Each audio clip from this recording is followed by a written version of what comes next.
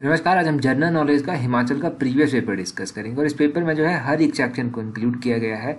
इसमें आपका science, geography, history, GK, HP GK, आपके जो जनरल अवेयरनेस के कॉमन जैसे क्वेश्चंस होते हैं वो भी इसमें इंक्लूड किए गए हैं। तो डेफिनेटली आपको यहाँ से आने वाले एग्जाम्स में तो हेल्प मिलेगी ही, जैसे कि पहले भी मिलती रही है। तो क्वेश्चन नंबर 76 से हम स्टार्ट करेंगे।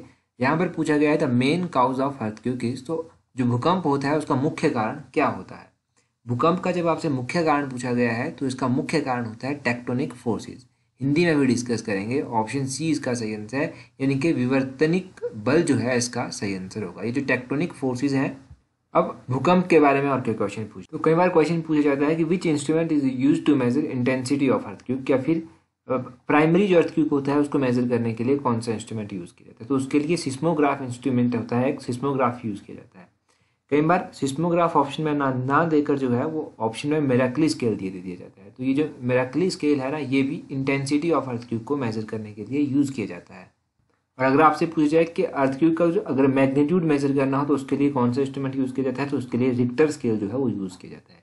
तो कंक्लूजन ये हुआ कि रिक्टर स्केल, मैकली स्केल और सिस्मोग्राफ स्केल, ये तीनों जो है ये यूज किए जाते हैं अर्थक्वेक को मेजर करने के लिए। 77 में पूछते हैं व्हाट इज ड्राई आइस। तो ड्राई आइस किसको कहते हैं? सॉलिड कार्बन डाइऑक्साइड को ड्राई आइस कहा जाता है। ऑप्शन सी जो है वो सही आंसर है। ये क्वेश्चन कई एग्जाम्स में पूछा जाता है, तो यहाँ से तो आप इतना ही याद रखिए। आगे पूछते हैं 78 में, when was the first train started in India. पहली ट्रेन जो था इंडिया में कब स्टार्ट हुई थी? 1853 में ये स्टार्ट हुई थी, 16 अप्रैल 1853। ऑप्शन ए जो है वो सही आंसर है। कई बार क्वेश्चन ये पूछ जाता है कि कहाँ से लेकर कहाँ तक ये ट्रेन चली थी। तो ये ट्रेन जो था वो बॉम्बे से लेकर थाने तक चली थी। और उस टाइम गवर्नर कौन होते थे, लॉर्ड कौन होते थे यहाँ थे, तो लॉर्ड डलहौजी के कार्यकाल के दौरान जो था ये ट्रेन चली थी। 79 question, what is the source of sun energy. तो सूर्य की एनर्जी का स्रोत क्या है? न्यूक्लियर फ्यूजन इसका सही आंसर होगा। ऑप्शन ए जो है वो सही आंसर है। Nuclear fusion is source of sun energy. ये क्वेश्चन ना डायरेक्टली ऐसे ही पूछ लिया जाता है एग्जाम में, और कई एग्जाम्स में पूछा जाता है, एक एग्जाम में नहीं। आगे देखिए, यहाँ पर पूछा गया है which feature of food is identified by the red and brown mark made on the food. अगर आपने देखा होगा कि रेड, ग्रीन, ब्राउन इस तरह के मार्क यहाँ पर बनाए होते हैं फूड में, फूड का जो पैकेट होता है उसके ऊपर। तो अगर हम बात करें तो इस क्वेश्चन को तो वैसे स्क्रैप कर दिया गया है फाइनल आंसर के अकॉर्डिंग, परंतु फिर भी हम बात करेंगे कि किसके लिए ये साइंस जो है होते हैं। तो मेन तो आपके रेड और ग्रीन है। तो ग्रीन किसके लिए होता है? ये नॉन वेजिटेरियन। ग्रीन किसके लिए होता है? ग्रीन जो है वो वेजिटेरियन के लिए होता है, तो इसके लिए ग्रीन होता है। और नॉन वेजिटेरियन की बात करें तो इसके लिए रेड साइन होता है। देखिएगा ब्रेड वगैरह, जो ब्रेड केक वगैरह आते हैं ना, उनके ऊपर ये साइन मोस्टली बने होते हैं। और वैसे ये जो ब्राउन सिंबल होता है ना, ये भी नॉन वेजिटेरियन सिंबल ही होता है, तो ब्राउन भी नॉन वेजिटेरियन में आता है।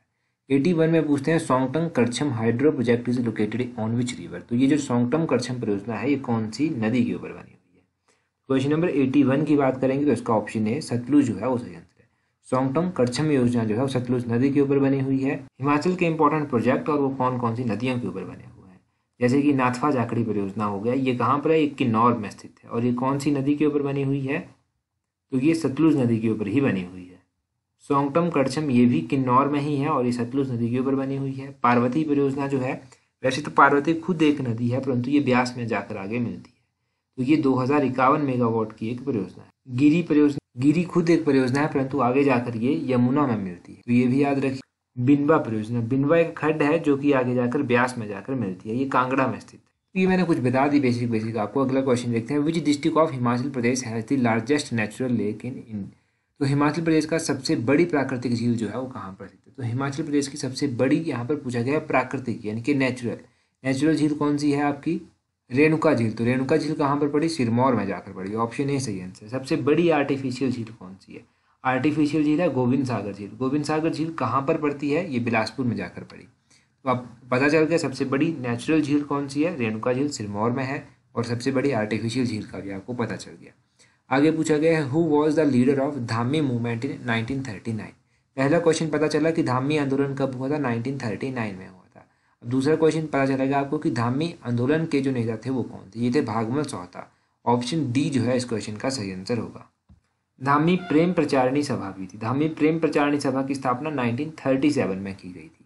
तो ये तीन क्वेश्चंस आपके यहाँ से बन गए। तो धामी मूवमेंट 1939 में हुआ, धामी प्रेम प्रचारिणी सभा की स्थापना 1937 में की गई, धामी ये जो आंदोलन था इसके नेता थे भागवत सौता। 84 में पूछा गया है कालिंदी इज द वैदिक नेम ऑफ विच रिवर। तो नदियों के वैदिक नेम आपको मैंने कई बार बताए हैं। कालिंदी किसका वैदिक नेम है? कालिंदी जो है वो यमुना का वैदिक नाम है। यमुना इसका ऑप्शन सी जो है वो सही आंसर होगा। अब यमुना तो कालिंदी को रिप्रेजेंट करता है वैदिक नाम में। हिमाचल में 5 नदियाँ बहती हैं, चेनाब, रावी, ब्यास, सतलुज, यमुना। चेनाब जो है वो अस्किनी को चेनाब का वैदिक नाम अस्किनी है, रावी का वैदिक नाम पुरुषानी है, ब्यास का वैदिक नाम मर्जिक्या है, सतलुज का वैदिक नाम सतुद्री है और यमुना का वैदिक नाम कालिंदी है। ये सभी वैदिक नाम आप याद रखिए। 85 Bhutnath temple is situated at. तो ये जो भूतनाथ मंदिर है ये कहाँ पर स्थित है? अगर आपको ध्यान हो तो पिछले कल की वीडियो में मैंने आपको बताया था मंदिरों के बारे में। भूतनाथ मंदिर कहाँ पर है? ये मंडी में स्थित है। ऑप्शन सी सही आंसर है, मंडी में पड़ता है भूतनाथ मंदिर। अब ये जो भूतनाथ मंदिर है ना मंडी का, ये किसके द्वारा बनवाया गया था? तो ये राजा अजबर सेन के द्वारा बनवाया गया था। मंडी में ये पड़ता है। मंडी में और कौन कौन से मंदिर हैं? एक तो माधो राय का मंदिर मंडी में स्थित है, उसके अलावा राजा श्यामा काली मंदिर जिसको तारना देवी मंदिर भी कहते हैं ये भी मंडी में स्थित है। पराशर मंदिर हो गया आपका मंडी में स्थित है। शिकारी देवी मंदिर आपका मंडी में स्थित है। पंचवक्रता मंदिर आपका मंडी में स्थित है। तो ये मंदिर भी आप याद में रखिए साथ में। आगे पूछा गया है when was the Himachal Pradesh high court established. तो हिमाचल प्रदेश हाई कोर्ट की स्थापना कब हुई थी? इसकी स्थापना 1971 में हुई है। 26 जनवरी 1971 सही आंसर है। ऑप्शन डी सही आंसर है। 1971 में और किस किस की स्थापना हुई है? 1971 में हिमाचल प्रदेश हाई कोर्ट के साथ Himachal Pradesh public service commission की स्थापना भी हुई है। Himachal Pradesh public service commission कहाँ पर स्थित है? ये शिमला में स्थित है। 1971 में ही जो था वो 25 जनवरी 1971 को जो था हिमाचल प्रदेश को भारत का 18वें नंबर का राज्य घोषित किया गया था। कौन से नंबर का राज्य? 18वें नंबर का राज्य, ये भी याद रखिएगा। हिमाचल प्रदेश इलेक्ट्रिसिटी बोर्ड की स्थापना कब की गई थी? 1971 में ही की गई थी। तो ये क्वेश्चन 1971 से रिलेटेड आपको याद रखने हैं। तो जितने भी आपके फ्रेंड्स हैं ना जिन्होंने forest guard, panchayat secretary, JO ये सभी पेपर भरे हैं उनके साथ जल्दी से जल्दी वीडियो को शेयर कीजिए ताकि उन लोगों को भी हेल्प मिले। आगे पूछा गया है national academy of agriculture research management is located at. जो national academy of agriculture research management है ये कहाँ पर स्थित है? ये स्थित है आपके हैदराबाद में। ऑप्शन बी हैदराबाद जो है वो सही आंसर है। अब क्वेश्चन और भी पूछ जाते हैं जैसे कि इंडियन एग्रीकल्चर रिसर्च इंस्टीट्यूट कहाँ पर स्थित है? ये न्यू दिल्ली में स्थित है। सेंट्रल फॉरेस्ट रिसर्च इंस्टीट्यूट कहाँ पर स्थित है? ये देहरादून में स्थित है। फॉरेस्ट गार्ड के एग्जाम में हो सकता है इस तरह का क्वेश्चन पूछ ले जाए। सेंट्रल पोटैटो रिसर्च इंस्टीट्यूट कहाँ पर स्थित है? तो केंद्रीय आलू अनुसंधान केंद्र जो है वो शिमला में स्थित है, शिमला के कुफरी में स्थित। सेंट्रल राइस रिसर्च इंस्टीट्यूट तो केंद्रीय चावल अनुसंधान केंद्र कत्तक में स्थित है। कत्तक ओडिशा में पड़ता है। ये कुछ बेसिक से याद रखिएगा। What is called the brain of computer. तो ब्रेन ऑफ कंप्यूटर किसको कहते हैं? सीपीयू को कहा जाता है। सीपीयू यानी कि ऑप्शन सी सही आंसर है। सीपीयू का पूरा नाम है सेंट्रल प्रोसेसिंग यूनिट, ये आप याद रखिएगा। आगे पूछा गया है the colour of leaves is green due to. तो पत्तियों का रंग आपने देखा होगा कि पत्ते जो होते हैं वो हरे रंग के होते हैं। किस कारण होते हैं? तो पत्तों के हरे होने के पीछे कौन सा कारण है? क्वेश्चन नंबर 89 का जो है वो क्लोरोफिल, ऑप्शन सी जो है वो सही आंसर है। क्लोरोफिल के कारण जो है पत्ते हरे रंग के होते हैं। 90 क्वेश्चन देखिए यहाँ पर पूछा गया है where is greater Himalayan national park situated. Greater Himalayan national park कहाँ पर स्थित है?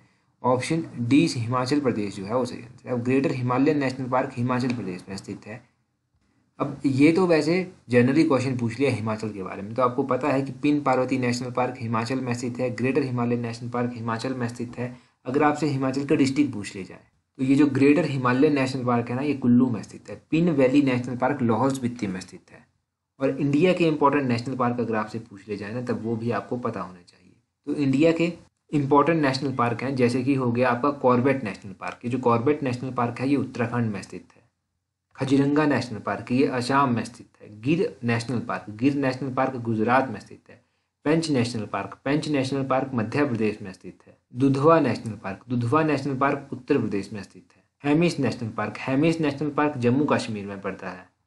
Silent valley national park Kerala में स्थित है। केरला याद रखिएगा। तो ये इंपॉर्टेंट नेशनल पार्क हो गए। होपफुली यहाँ से आपको हेल्प मिलेगी।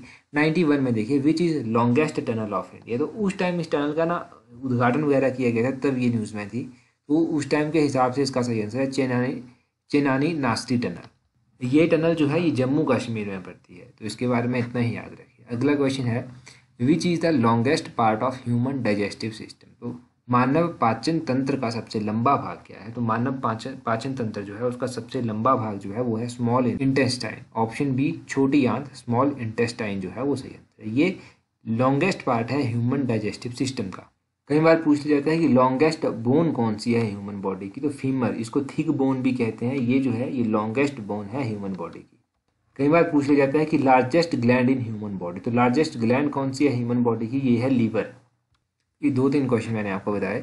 आगे पूछा गया है who composed the grammar of Sanskrit. तो ग्रामर, जो संस्कृत का ग्रामर है, उसको किसने कंपोज किया था? इसकी रचना किसके द्वारा की गई थी?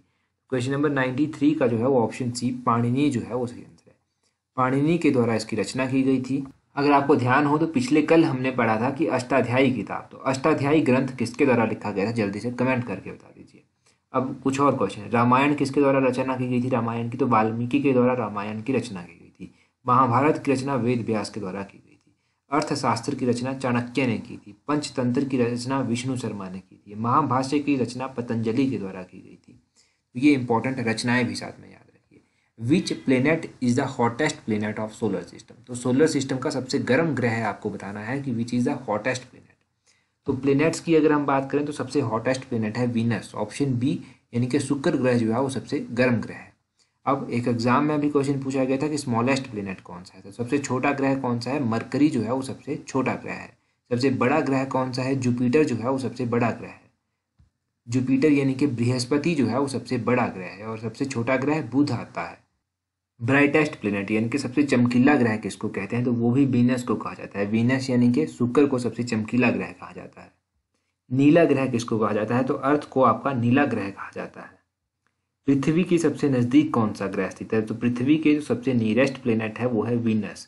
पृथ्वी के सबसे दूर कौन सा ग्रह है? ये आप जल्दी से कमेंट करके बता दीजिए कि सबसे दूर कौन सा ग्रह। आगे पूछा गया है name the creature which is not a bird but can fly. तो ऐसा कौन सा जीव है जो पक्षी नहीं है फिर भी उड़ता है? तो ऐसा कौन सा जीव है जो पक्षी भी नहीं है और फिर भी उड़ता है? तो ये जो है ऑप्शन डी बैट यानी कि चमगादड़ जो है वो सही आंसर है। तो बैट इसका सही आंसर है। अगला क्वेश्चन देखते हैं। यहाँ पर पूछते हैं which place of India is known as little Lhasa. Little Lhasa किसको कहा जाता है? तो लिटिल लहासा कह लीजिए या फिर मिनी लहासा कह लीजिए। ये क्वेश्चन ऐसे भी पूछा जाता है कि मिनी लहासा किसको कहा जाता है? तो ये धर्मशाला को कहा जाता है। ऑप्शन सी जो है इस क्वेश्चन का सही आंसर होगा, धर्मशाला। बाकी अगर आपसे पूछा जाए कि अजंता ऑफ हिमालयस किसको कहा जाता है? तो ताबो मोनेस्ट्री को अजंता ऑफ हिमालय कहा जाता है। एलोरा ऑफ हिमाचल किसको कहा जाता है? तो मसरूर रॉक कट टेम्पल को एलोरा ऑफ हिमाचल कहा जाता है। तो बेसिक है। आगे पूछा गया है Kufri Jeevan, Kufri Jyoti are two famous varieties of. तो कुफरी जीवन हो गया, कुफरी ज्योति हो गया, ये किसकी वेराइटीज हैं? कुफरी जीवन और कुफरी ज्योति जो है ये वेराइटीज हैं पोटैटो की। ऑप्शन सी आलू जो है सही आंसर होगा। आलू की मुख्य किस्में हैं। आगे पूछ जाते हैं what is the outer most layer of teeth is called. तो जो सब दांतों की सबसे बाहरी परत जो होती है उसको क्या कहते हैं? दांतों की सबसे बाहरी परत को जो है इनेमल कहा जाता है। ऑप्शन ए इनेमल जो है वो सही आंसर है। अब इनेमल तो आपको याद रखना है। तो कई बार क्वेश्चन पूछ लिया जाता है which type of teeth are used to grind food, यानी कि जो हम फूड को चबाते हैं ना तो उसके लिए कौन से टीथ यूज होते हैं? तो उसके लिए मोलर टीथ जो है वो यूज होते हैं। मोलर टीथ जो है उसके लिए यूज होते हैं, MOLAR। तो ये मोलर टीथ के बारे में क्वेश्चन हो गया। 99 में पूछते हैं what was the Shivalik mountain known as in ancient text. तो शिवालिक पर्वत को किस नाम से जाना जाता है? शिवालिक को मेनाक पर्वत के नाम से जाना जाता है। ऑप्शन ए सही आंसर है। ऑप्शन ए मेनाक पर्वत है। धौलाधार को मौलाक पर्वत कहते हैं। कई बार हमने डिस्कस किया है कि धौलाधार को मौलाक पर्वत कहा जाता है। 100 क्वेश्चन देखिए, यहाँ पर पूछते हैं when is the world water day celebrated. तो वर्ल्ड वाटर डे जो है वो कब मनाया जाता है? तो वर्ल्ड वाटर डे 22 मार्च को मनाया जाता है। ऑप्शन ए 22 मार्च जो है वो सही आंसर है। अब वर्ल्ड वाटर डे तो 22 मार्च को मनाया जाता है। एक डे 8 मार्च को भी मनाया जाता है। तो इंटरनेशनल वुमेन डे है ना, अंतर्राष्ट्रीय महिला दिवस 8 मार्च को मनाया जाता है। 5 जून को कौन सा दिवस मनाया जाता है? तो 5 जून को अगर आपको याद हो तो वर्ल्ड एनवायरनमेंट डे मनाया जाता है, विश्व पर्यावरण दिवस मनाया जाता है। 14 नवंबर को कौन सा दिन मनाया जाता है? तो 14 नवंबर को जो है वो चिल्ड्रन दिवस मनाया जाता है। चिल्ड्रन दिवस बच्चों का दिन यानी कि 14 नवंबर को मनाया जाता है। उसी तरह अगर आपसे पूछा जाए कि टीचर डे कब मनाया जाता है, तो टीचर डे जो है वो मनाया जाता है सितंबर 5 को। और अगर आपसे पूछा जाए कि वर्ल्ड टीचर डे कब मनाया जाता है, तो वर्ल्ड टीचर डे जो है वो 5 अक्टूबर को मनाया जाता है। इंडिया का टीचर डे 5 सितंबर को मनाया जाता है और पूरे विश्व में टीचर डे 5 अक्टूबर को मनाया जाता है।